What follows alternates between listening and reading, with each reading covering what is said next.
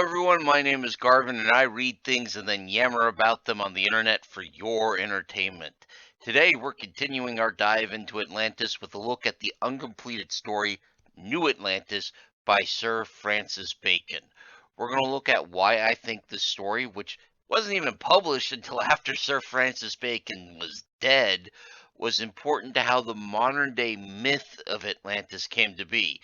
And just to be clear here, I don't believe Atlantis was an actual physical place. So this whole dive is going to be engaging in Atlantis as the study of a myth and the evolution of a story and an idea. If you're looking for someone who's going to argue that a place with no physical evidence was real, this is not your channel. Sorry about that. Before we get to the story proper, though, let's talk about Sir Francis Bacon. Who is he? Why is he important? Does he have anything to do with the best breakfast food? Well, not really on that last one.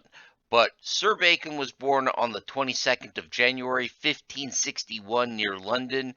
He was born to an aristocratic family. His uncle was a baron, and his father was the Lord Keeper of the Great Seal, which is the literal stamp of approval, if you will, of the English monarch. So, as you can see, Sir Bacon started off as part of the 1%, and he did a pretty good job of staying there. While plagued with ill health as a child, he did manage to attend Trinity College in Cambridge at the age of 12, where his studies were conducted in Latin, because, well, this is the late medieval, early modern era, they do things differently. It was there that he decided that while he respected Aristotle, he thought Aristotle was wrong about everything. When he was 15, he was done with his studies and he was sent out abroad, and he visited France, Italy, and Spain, traveling with the English ambassador, which, again, the 1%. His father's sudden death and the loss of his inheritance, however, required him to come home and take up a career in law to maintain his lifestyle. He would become a member of Parliament and a member of the royal court of both Queen Elizabeth and King James later on in life, though. At the end of his life, he was brought down by his political enemies by allegations of corruption and rumors of being gay. But that's not why we remember him. No, we remember him for his vast body of written work in the fields of religion, English law, and most importantly, science. You see, Sir Francis Bacon is considered by many to be the father of empirical science, the idea that knowledge could only be gained through observation and experimentation, whereas before there was a heavy emphasis on revelation and receiving knowledge from authority figures. Now, while Sir Bacon's own suggested method of scientific experimentation has long been abandoned in favor of the modern method, he was one of the first to champion the idea of testing assumptions and theories through rigorous experimentation and recording it, which is the cornerstone of scientific advancement today.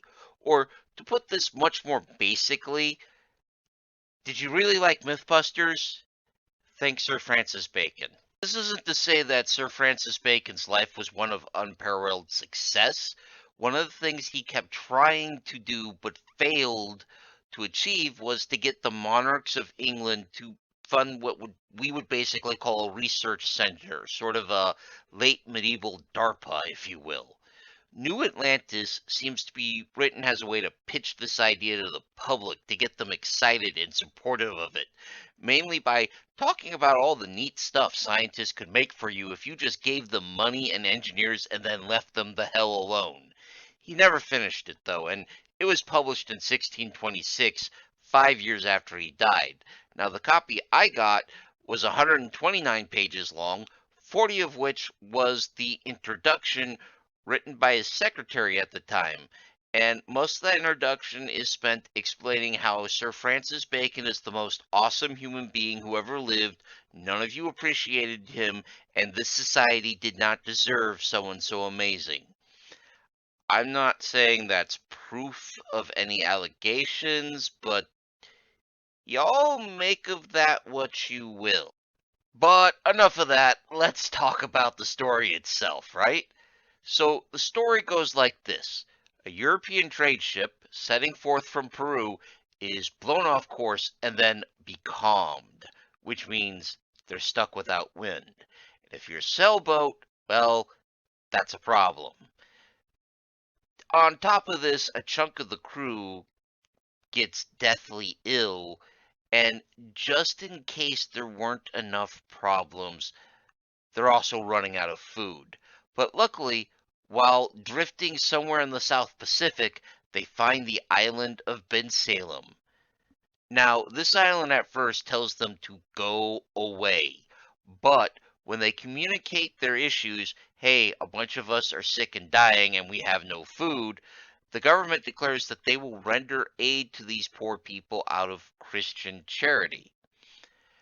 From here, we quickly learn that Bensalem is a Christian utopia of some sorts, where the word of God was brought to the island by a divine miracle centuries ago, causing mass conversion. So, yes, God officially likes these people more than anyone else on the planet, just deal with it.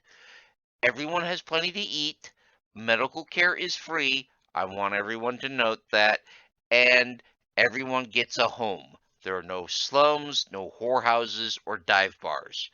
We don't see much of a government in function, but it's some kind of monarchy with, I think, appointed officials. Just to drive home how much better these people are than everyone else around them, the sailors in the European tradition of the time try to pay gratuities to the officials who are helping them out.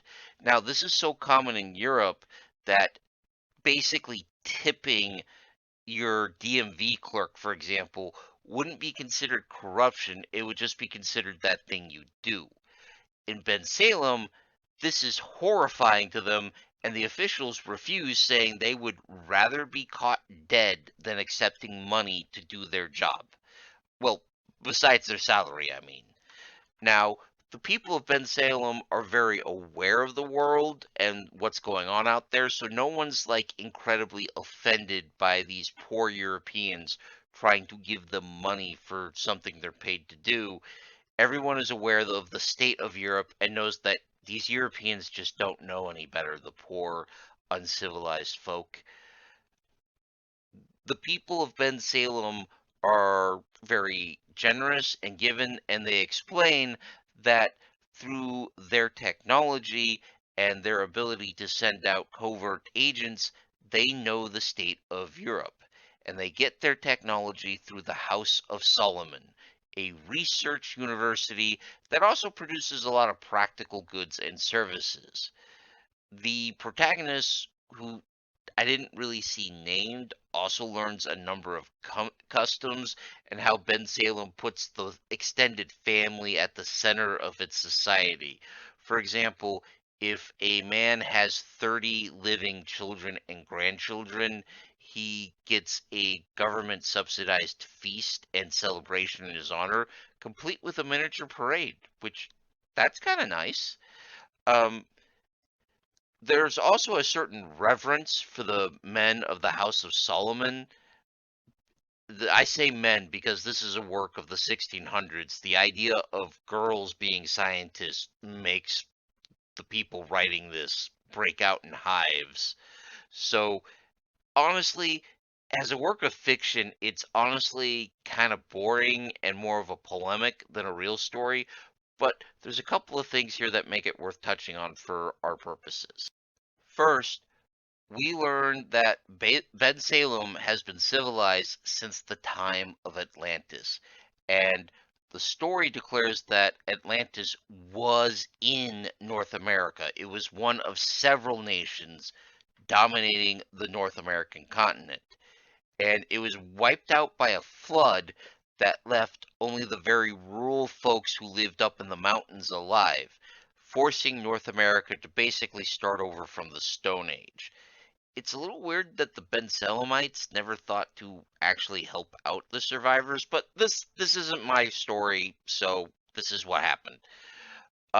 So This is one of the first stories I find that plants the idea of Atlantis actually being in the Americas or intimately connected to American civilization. It's also the first use of Atlantis in a utopian fiction, which is going to be important later. Both these ideas are going to be big in later writings, so hold on to them, all right? Now, that said, Atlantis is firmly set in the past for Bensalem. Bensalem survived the disaster that wiped out the civilizations of North America and Europe and Africa and Asia at the time, and responded by withdrawing into splendid isolation, and then developing the House of Solomon after converting to Christianity. Now, this story wasn't published until after Sir Francis Bacon was dead for 5 years, as I mentioned earlier, but it still ended up being widely read and quite influential. In fact, the founders of the Royal Society of London for Improving Natural Knowledge, aka the Royal Society, basically quoted New Atlantis as an influence. And the Royal Society was one of the first kind of research oriented institutions.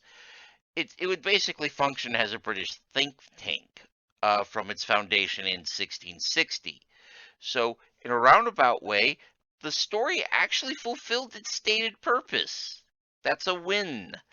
Other utopian writers would openly credit the book as an influence, with Latvian economic Carlos Balodis. I couldn't find a pronunciation guide, so excuse me. Actually writing his work under the name Ballad Atlanticus because of this story. So this is pretty influential for a story that was never even finished. Let this be a lesson to all the aspiring writers out there. If you keep cracking at it, your story can have an impact even if you never finish it. Although you should try to finish it. We're going to wrap up here for this week, and I hope you found this video informative or at least entertaining. If so, please leave a like, a comment, or even subscribe. All of those really help me in my struggle against the dread Lord algorithm. Terror be on his name. If you'd like to support this channel more directly, consider joining the ranks of my Everwise patrons, whose vote decide content such as this video. You can vote for as little as $1 a month. There's a poll up right now. Speaking of patrons, special thanks to Big Steve, my biggest supporter. As always, man, thank you very much. Next week, we're covering one of the biggest influences in how Atlantis is treated in fiction and conspiracy theories today, Atlantis, the antediluvian world. Until then, I hope you take care of yourselves. I hope you take care of each others. And as always, keep reading.